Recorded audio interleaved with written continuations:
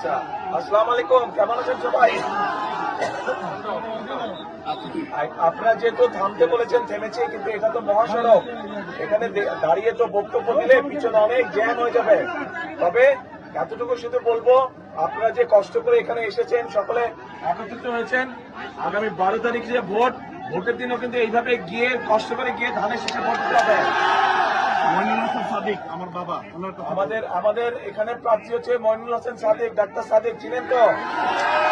ইনশাল্লাহ ডাক্তার সাদিককে ধানের শীষে ইনশাল্লাহ সকলে জয়যুক্ত করবে ইনশাল্লাহ। ঠিক আছে, আজকে আর কথা বলবো না, ইনশাল্লাহ ভবিষ্যতে আবার আসবো আমি, তখন সময় নিয়ে আপনাদের সাথে কথা বলবো। আসসালামু আলাইকুম।